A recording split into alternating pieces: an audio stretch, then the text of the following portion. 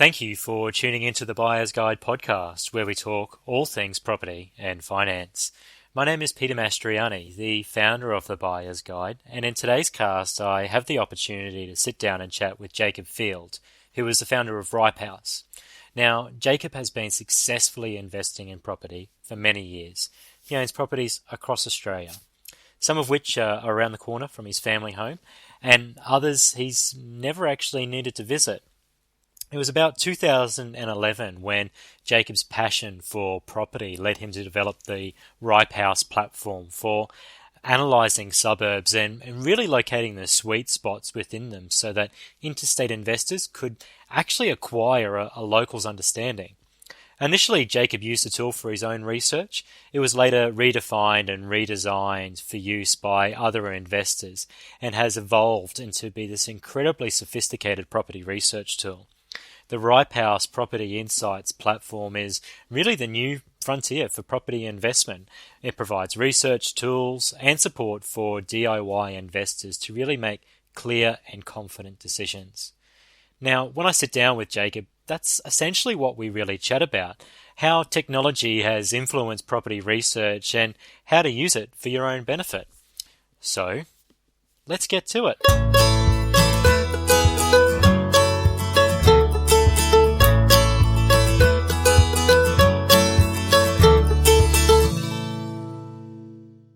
Jacob, hi. Thank you very much for joining us on the Buyer's Guide podcast. I'm very excited to have you on the show on the basis of our previous discussions that we've had in relation to property research and how technology is playing a pivotal role in how DIY and investors are now approaching the market, and yourself running the sophisticated platform that Ripe House is.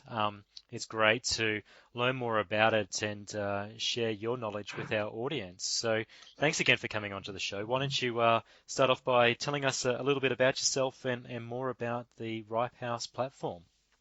Thank you for having me, Peter. It's my pleasure to be here and for the opportunity, just to have a bit of a chat around, I'm an investor myself and love technology and investing, so I sort of get right into the conversation, and so giving me the opportunity to do that is always good. Worthwhile, huh?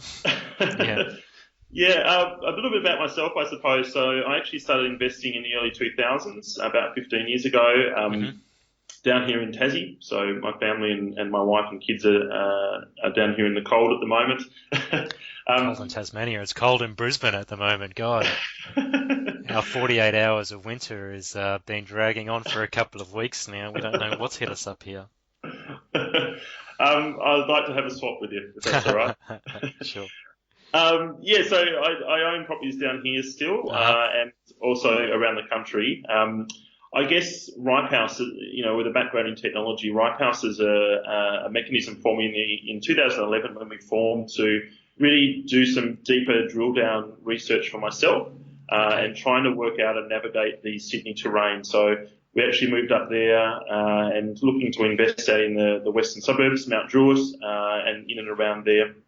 Really couldn't work out the dynamic. It was a little bit different to some of the lower socioeconomic areas that I'd seen in Hobart. And I really did realise the sensitivity around the train station, the public housing, and where the shops and schools were.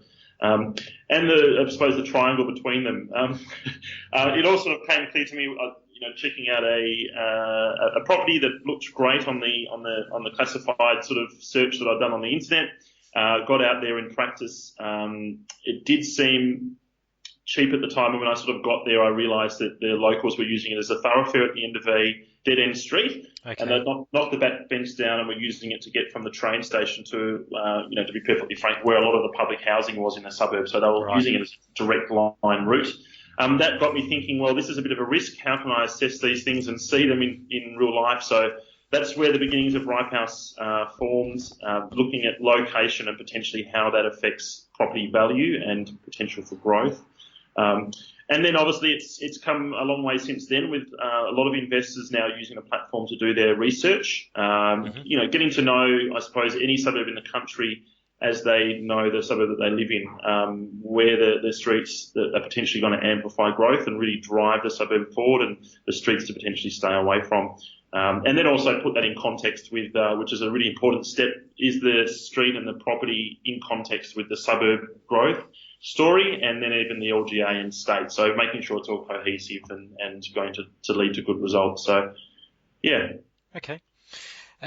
As you know, as I know, and any other investor out there, due diligence and doing your research is of pivotal importance, and technology is primarily playing more of an important role in how we go about that. So I guess living and dying by the research sword. Yeah. How is technology developing in that space, and perhaps is it becoming commoditized? I would say so. There's a few big gotchas as well that technology can be used by the unscrupulous to potentially confuse and influence. Yeah. I suppose back in the day, Peter, when we started investing, things were a little bit different, and you'd struggle to gather even yield data, days on market data, sales volume data, any of the more advanced metrics apart from growth. Yes. Were very difficult to obtain, and there was some really good support for them. So, my formative property investment for me moment was Jan Summers' Introduction to Property Investment book, which really changed the game for me. And there was the spin-off from that, which was the Somersoft Property Forum, which was a great, communication tool and joining me up down here in Tassie with other investors across the country. Yes.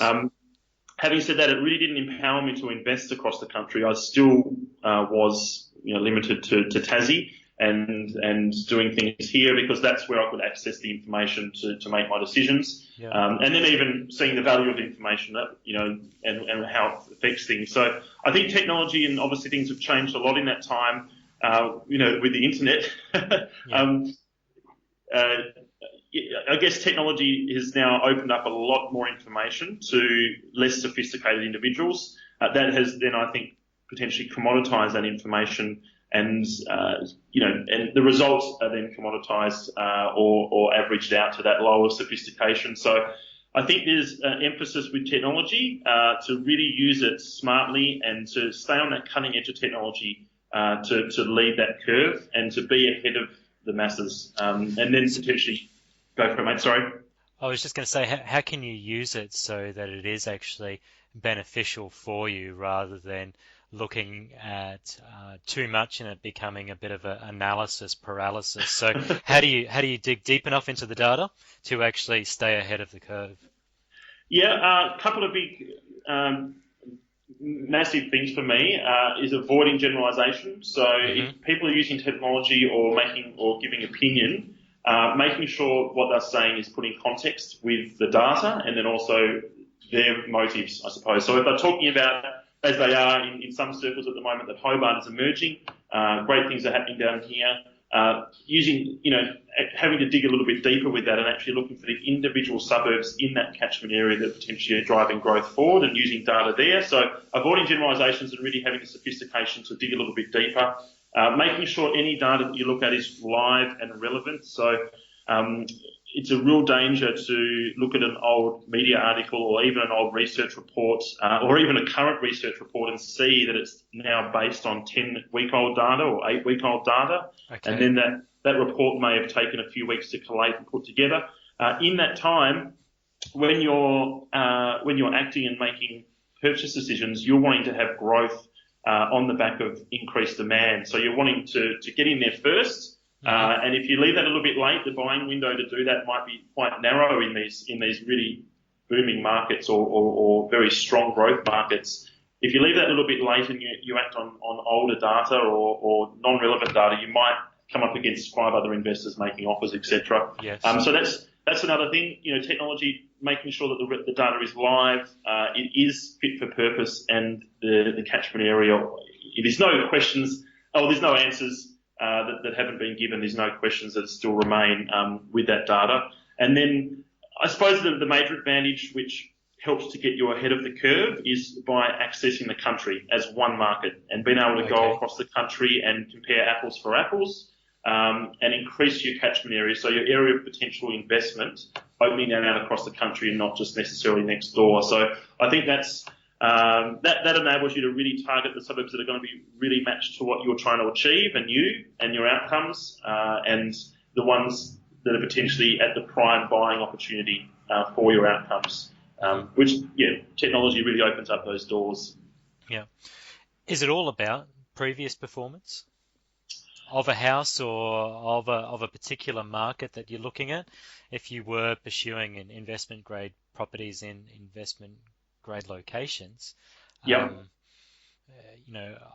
A lot of people ask you to the track record of that area. Is that the key, or what else needs to be assessed, do you think? We've got a massive database, to be perfectly frank, of for sale and sold and for rent listings going back to 2011. Okay. Then also the location of a lot of things, so schools, shopping, transport, public housing to the street level, owner occupiers versus tenants. We have constantly measuring over 30 variables for a suburb in multiple ways. And we have been able to show that there's absolutely no correlation between previous performance and future performance. There's literally no relationship at all.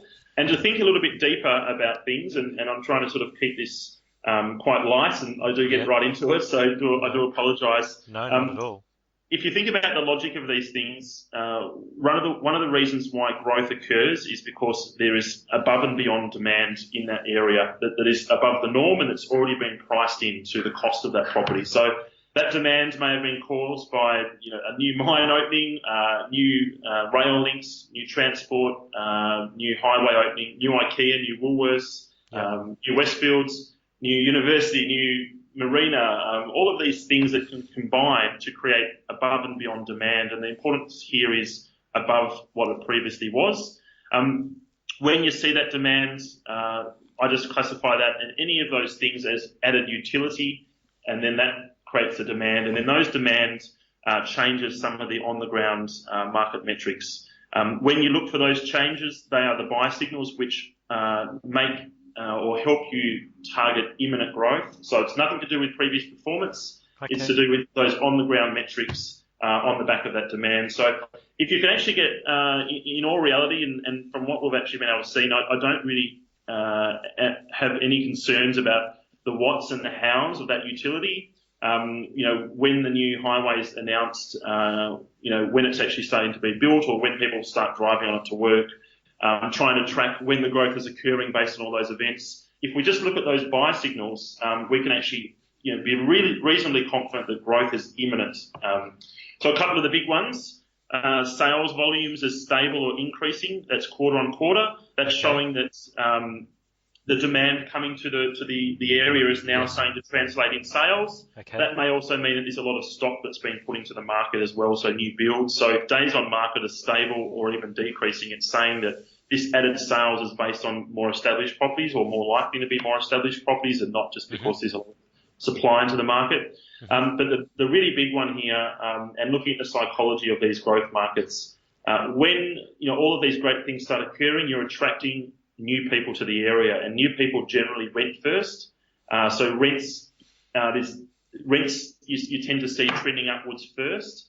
Because there hasn't been growth occurring yet, or hopefully growth hasn't been occurring, yields start going upwards as well. When the two occur together, it's really powerful. That's then going to attract investors into the market. And then potentially in a year's time, those people who are renting are now going to be buying into the market. Their job's secure. They've enjoyed living here.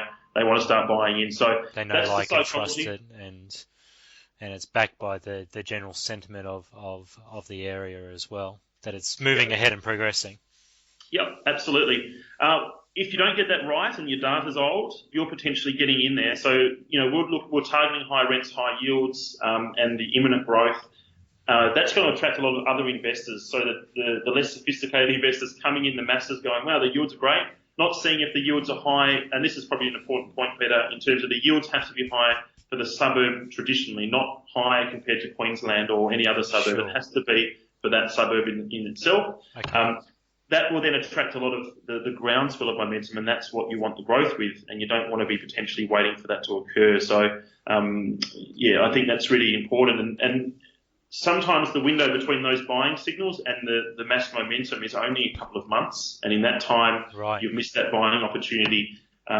You start seeing days on market quite low. You start seeing people overpaying for unrenovated properties, which means the price disparity in the suburb decreases. And then you start seeing a lot, less discounting or no discounting and multiple offers on properties, and that's not an environment to potentially be You've missed trying the to boat. get into. Yeah.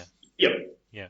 It's already, it's too in vogue at the moment. So, yeah. Well, the less sophisticated investors potentially they've now found the media articles, or they've now seen Sure. the second-hand or regurgitated information and coming en masse. Yeah. So sales volume, psychology, they're the two cornerstone pieces you would suggest of the 30 odd variables. Is that rated through a scorecarding system or? So I think we probably need to clarify what we're talking about here is a growth market. I'm talking about a whole local government area. A couple at the moment are Moreton Bay, Gold Coast, up to Sunshine Coast. You notice I'm not mentioning Logan, which is still a lot of people talking about Logan because the buying window there is definitely closed. It's very difficult to acquire and negotiate on property set for growth that is in demand. Others that are emerging are Geelong in outer Melbourne with a lot of this great metric health. In terms of looking at these metrics, yield is a really another big one there, Peter. And then the scorecard, bringing that back with these growth markets, we're looking at 3 years worth of growth. Right. Moreton Bay will really, got really awesome demand and lots of great things happening in there at the moment. That's going to be priced into what people are paying on the ground in the short to medium term. When that occurs, Moreton Bay potentially will just fall back in line with Brisbane overall. Okay. So we're looking to target that 3-year growth, and that is a particular strategy. That is a short-term growth strategy that has its own scorecard to sync that to your outcomes and your needs. Potentially trying to quantify that against other strategies. So are you really high on the cash flow? Are you high on renovate for profit?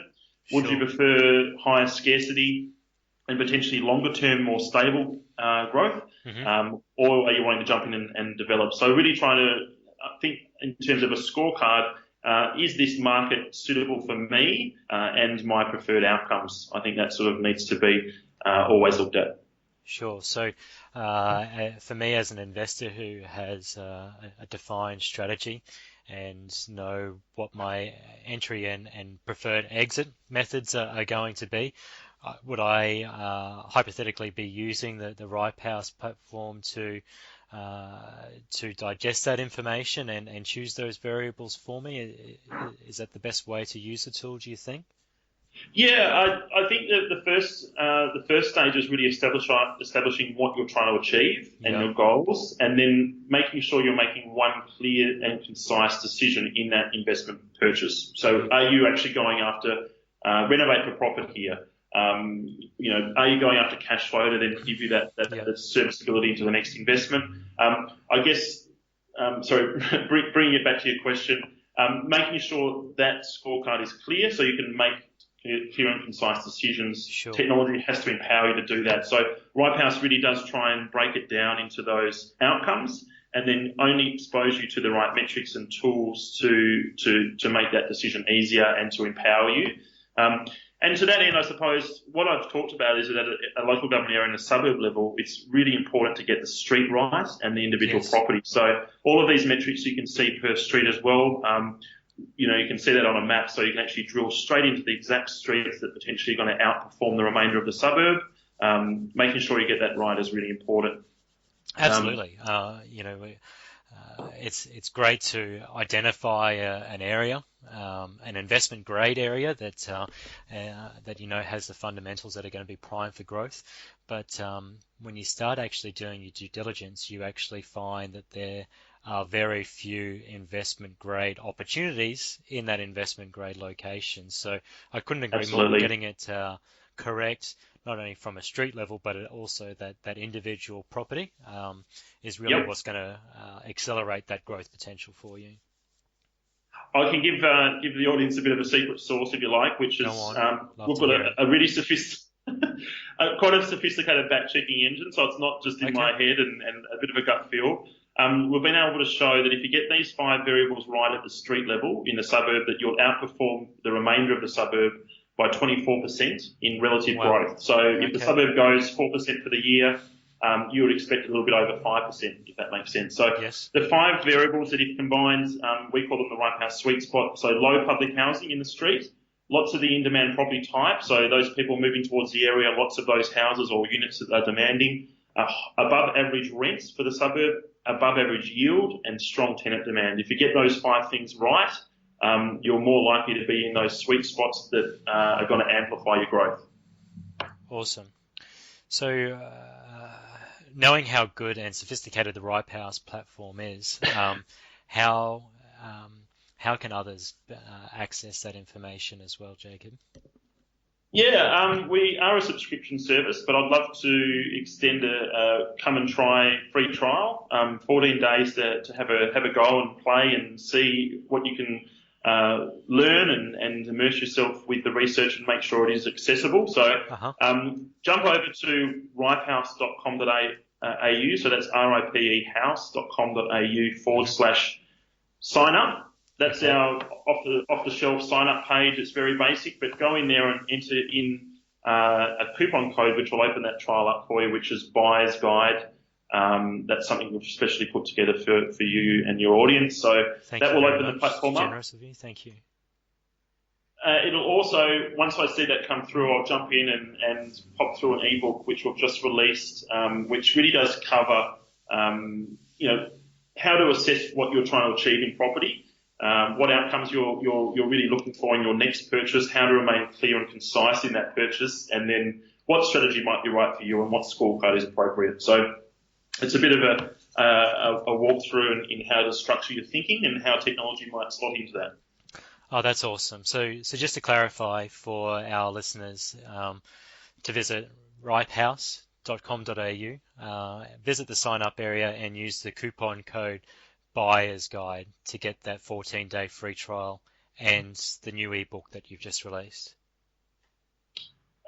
Absolutely, and obviously reach out on the site if you've got any questions, because we're investors here and we love having a chat, and there's live chat on all the pages, so we're ready and waiting for any inquiries that we can help with. So that's fantastic and a very generous offer. Thank you very much for that, Jacob, and thank you very much for the time that you've given to share your in-depth knowledge and your experience. And look, I highly encourage all of our listeners to jump onto the platform and give it a go, and hopefully uncover that next hidden gem. Thank you very much for having me, and happy investing, everybody. Fantastic, Jacob. Thanks again. Bye-bye. That concludes another episode of the Buyer's Guide podcast. And for all those that have tuned in and listened to this episode, look, I would really highly encourage you to take up Jacob's free trial offer by visiting ripehouse.com.au, visit the sign-up section and use the coupon code Buyer's Guide. Make good use of the tool and use it to the full extent for the couple of week trial, and also get your hands on Jacob's new ebook.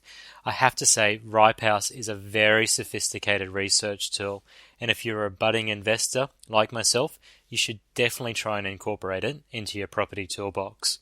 So thank you for listening, and really for all the feedback that I receive, it's extremely positive about this podcast. So I would just like to say a special thank you for everyone who likes, shares, provides 5-star ratings and positive comments. It's been great.